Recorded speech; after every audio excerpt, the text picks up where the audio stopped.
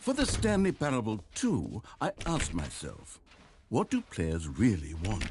And of course, the first and most obvious answer is that they want to be individually recognized and validated as people. So with that in mind, my first addition to the game is this button which speaks the name of the person playing the game. Isn't that wonderful?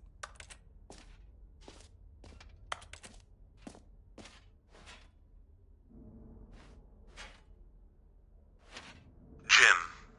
Sorry, I should have clarified. Right now, the button only says the name Jim. But of course, in the final game, this button will say your name, whatever name that is. Here, let's have you role-play as Jim to really simulate the full experience of this feature. Just play along. I promise you'll love it. Okay, here we go. Let's take a deep breath, clear your mind, forget whoever you are, and simply become a person named Jim. I want you to imagine yourself living as Jim, sleeping and waking as Jim, falling in love and being heartbroken as Jim, seizing all of the world's possibilities as Jim, and as Jim watching your dreams crumble into dust. Do you feel it deeply? Are you really, truly Jim right now? If so, then please step forward and press the button. Jim. Yes! You see? What a thrill! What a rush! That was you! The button described you. Do it again. Do it again. Jim. Ooh, it hits even harder the second time. If this were the only new feature in the Stanley Parable 2, it would still be worth the money. Let's take a break from the Jim button. I'm too emotionally drained from all of this personal validation.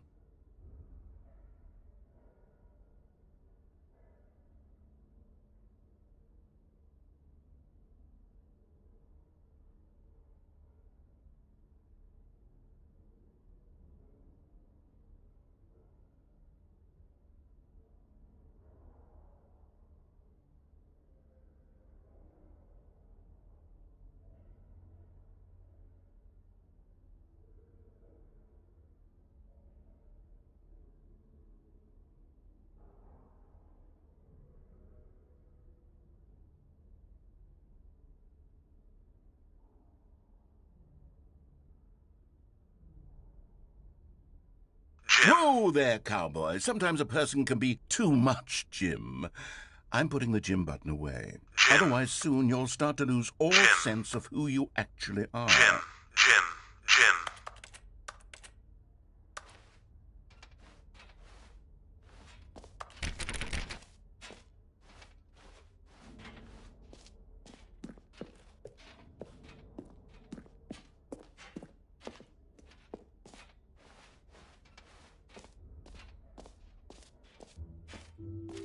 I suppose I could allow only people named Jim to play the Stanley Parable 2. That would actually save me the work of finishing this feature.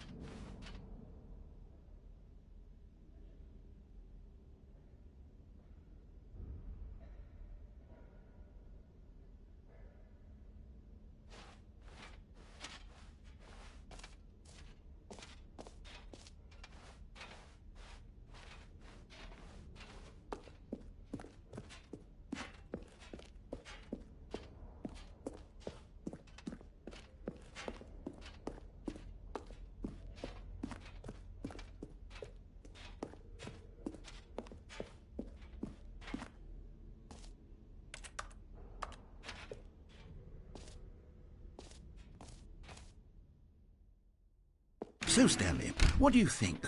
Do you like all of the new features? Yes, I know it's not exactly clear yet how exactly these features will come together as one single coherent video game, but I can feel it in my soul. It's going to work. There's definitely a good game in there somewhere. Say, let's do an experiment. I'll arrange these new features together, and we'll see whether or not it coheres into a meaningful gameplay experience. Okay, are you ready? Here it is.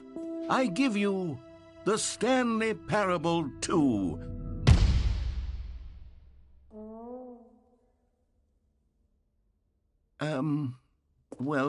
I mean, there's potential here, right? It's sort of... Okay, never mind. Hold on, let me do a different arrangement. Okay, yes, this is much better. I feel good about this. Here we go. Version 2. Who am I kidding, Stanley? This isn't a coherent video game at all. It's a lot of gags. And I do very much enjoy creating gags, but they don't add up to anything. I wanted more than anything to create a sequel that would capture all the magic of the first game. I wanted fans to love it. No matter how good these gags are, they won't stand on their own. They would need the structure and the gameplay of the original. Wait, maybe that's it. I can take the original Stanley Parable and simply, well, insert a few of my new features into it. Tastefully, of course. With respect. With care for the vision and integrity of the original game. Would it possibly work? I suppose it could. But it would need a really, really tremendous title screen. A title screen that says with bold and uncompromising conviction, "This is the Stanley Parable 2. Let me see if I can whip something up. All right, perfect. Go ahead. Take a look.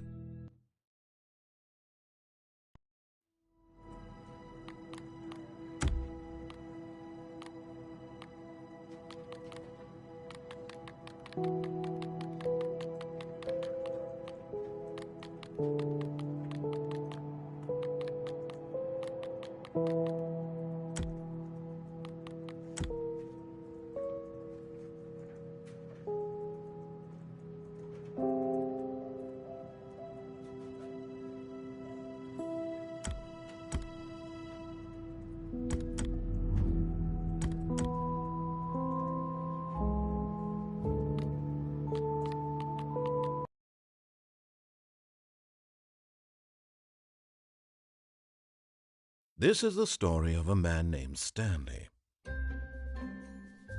Stanley worked for...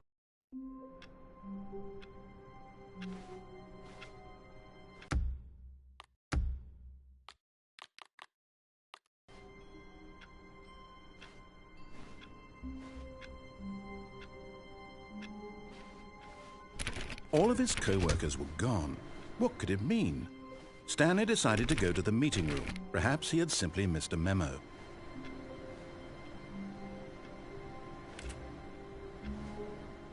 No matter how hard Stanley looked, he couldn't find a trace of his co-workers. Stanley picked up the bucket.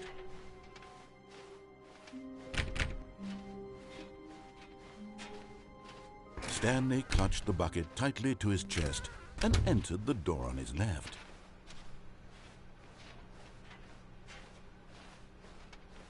Still no one was here.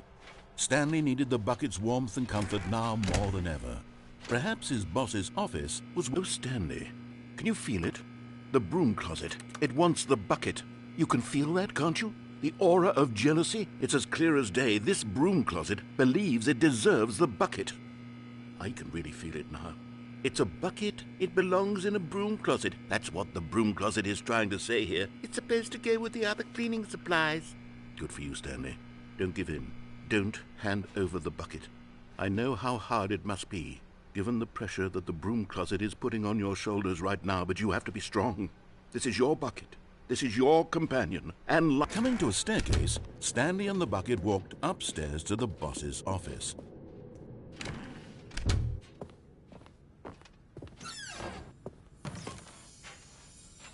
You found one of them. One of the miniature Stanley figurines. Remember, no reward for collecting all of these, only the intrinsic pleasure of a job well done. You can't buy that sort of happiness, Stanley. God knows I've tried. So, I implore you to savor each and every moment you come across one of these beautiful figurines.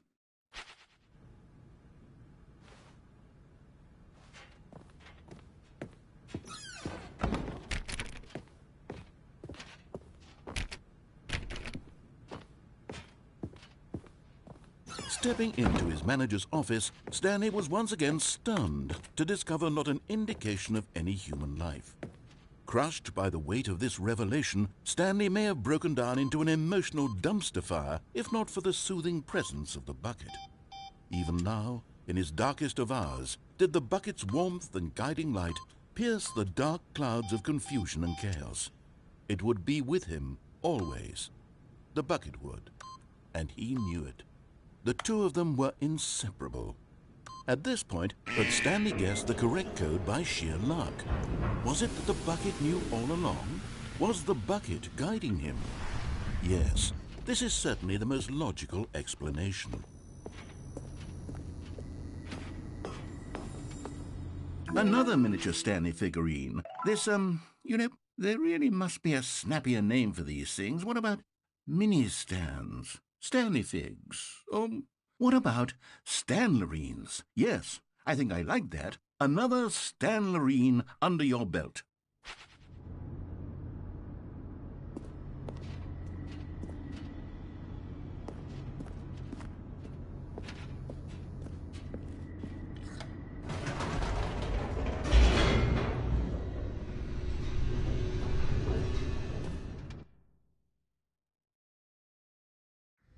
The elevator raced downward, plummeting towards an unknown fate. It would be all Stanley could do to keep himself together, if not for the bucket. Soothing him, comforting him, reassuring that in this darkest moment of uncertainty, he would be all right. The bucket is here for you, Stanley. Everything will be fine. Stanley and the bucket walked straight ahead through the large door that read, Mind Control Facility.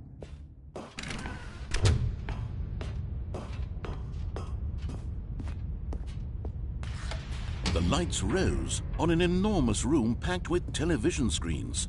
What horrible secret did this place hold? Stanley and the bucket both wondered to themselves.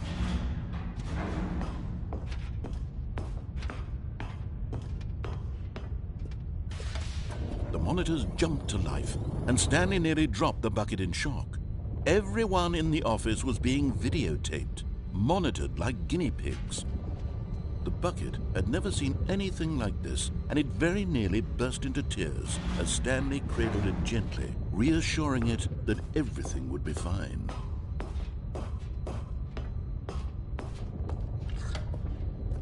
Was the bucket under the mind control facility's influence as well?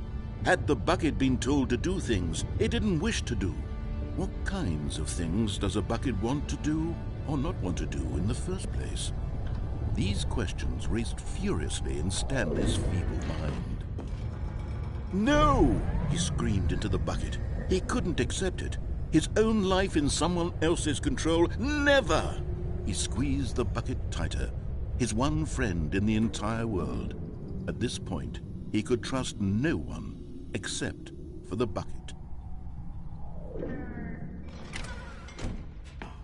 But here was the proof. The heart of the operation. Controls labeled with emotions, happy or sad or content.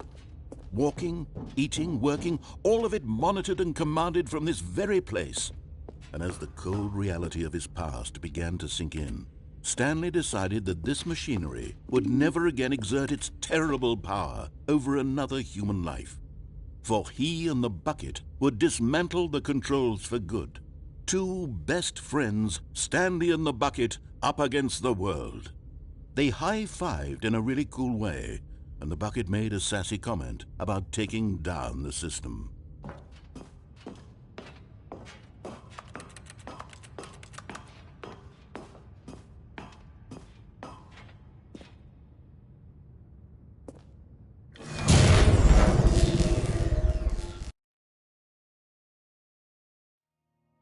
Stanley and the bucket waited in blackness.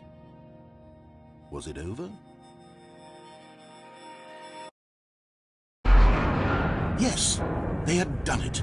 Stanley and the bucket had defeated their greatest and darkest enemy, freed themselves from the tyrannical grip of the evil mind control machine. Freedom was now mere moments away.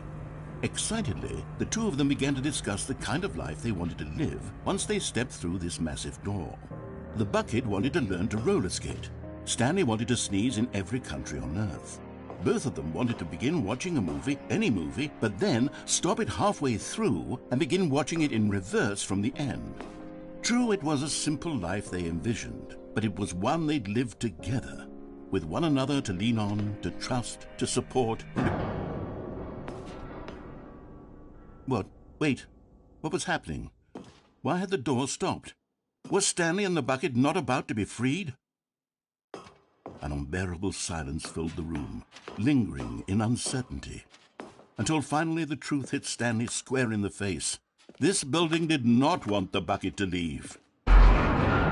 Even the facility itself recognized the incredible calming presence of the bucket, needed the soothing warmth of the bucket, would go to any lengths not to part with the bucket. No, no, no. Stanley can't leave this place. Not while he has such a precious bucket in his arms. Not while this building has anything to say about it. Stanley realized he would never again leave this very room. But at least he has the bucket. To be trapped eternally in darkness isn't really so bad, Stanley thought to himself. As long as I have my bucket with me, right? I'll be okay, won't I? Stanley gulped. Very soon now, he was about to find out.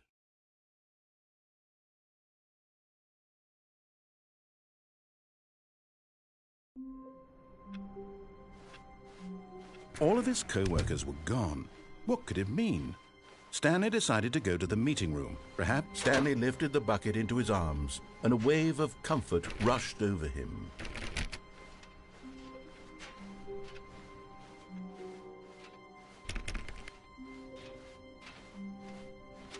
Stanley clutched the bucket tightly to his chest and entered the door. This was not the correct way to the meeting room, but Stanley had felt the bucket calling to him, telling him that the employee lounge was simply the place to be.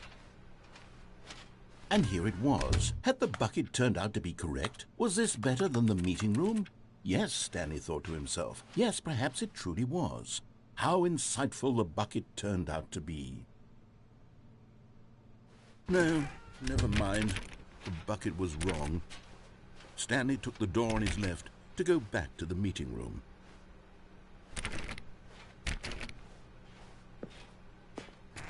No, said the bucket. don't go to the meeting room. Go somewhere else. The cargo lift, yes. Good, said the bucket. Now ride the lift all the way to the top. There's something up there I need you to do. Stanley did not question why or how this bucket was speaking to him. It should have alarmed him, of course, because buckets can't talk. But Stanley chose not to think about this obvious fact. He was firmly convinced that the bucket had spoken to him, and he unthinkingly did whatever the bucket asked.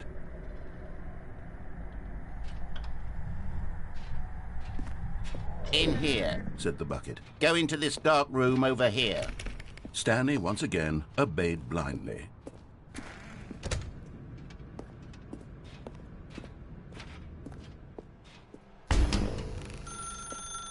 Now pick up the phone, said the bucket.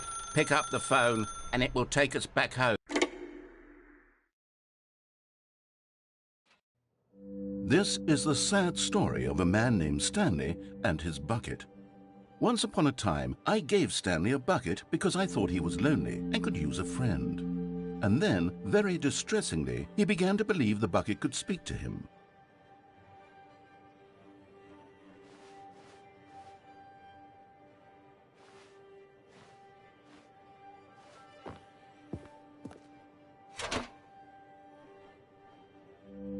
The Stanley Parable Reassurance Bucket was merely meant to provide the comforting glow of companionship.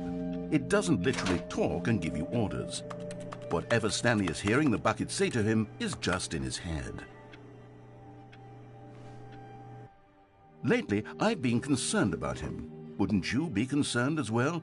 To see him delusional like this, obsessing over an inanimate metal object? I want to say something to him, but I don't know how I can convince him. I don't know if he'll listen to me. Oh, I'll try anyway. Stanley, can you hear me? Listen to me. It's just a bucket. It can't think, it can't talk. All it will ever truly do for you is effectively transfer a liquid from one location to a different location. That's it. It doesn't do anything else. You see, he's not listening. He's still taking orders from the bucket. You know, once upon a time, it was me he took orders from. Me he trusted and listened to. Now all he cares about is his awful bucket. This stupid hunk of metal. It's sad, but I suppose he doesn't need me anymore. From now on, he's just going to cling to this bucket, this cold, empty bucket, this sort of shiny bucket. Well, I'll give it this. The bucket does have a nice shine to it.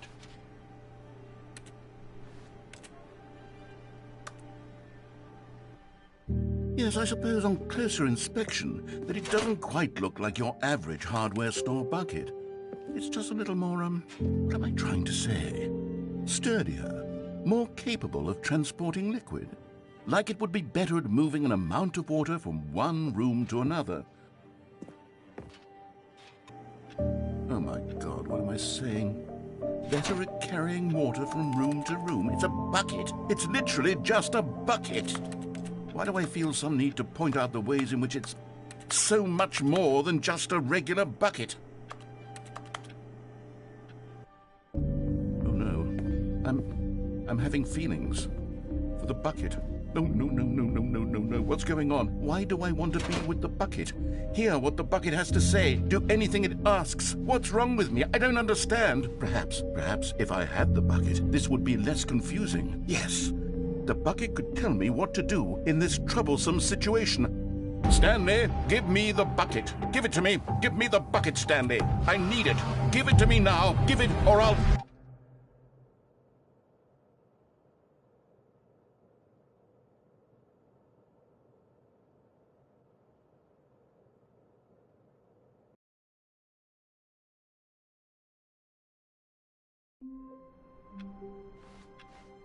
All of his co-workers were gone.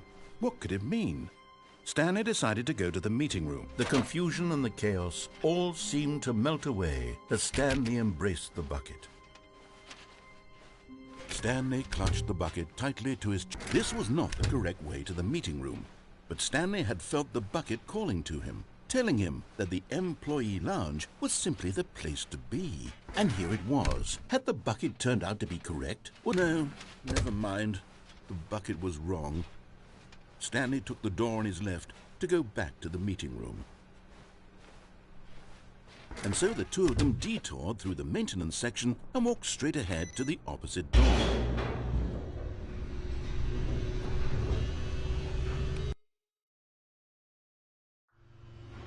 Oh, good, Stanley. I'm glad you found your way here. I knew you'd find this place eventually.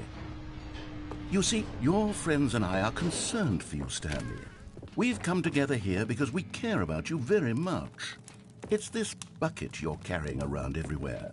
The bucket isn't even from the original Stanley Parable. It's just sequel content. We're the ones that matter, Stanley. Classic characters from the first game, like the Adventure Line and the Broom Closet. Because that's what fans want from a sequel. They want more of their favorite jokes, not this bucket that they've never seen before.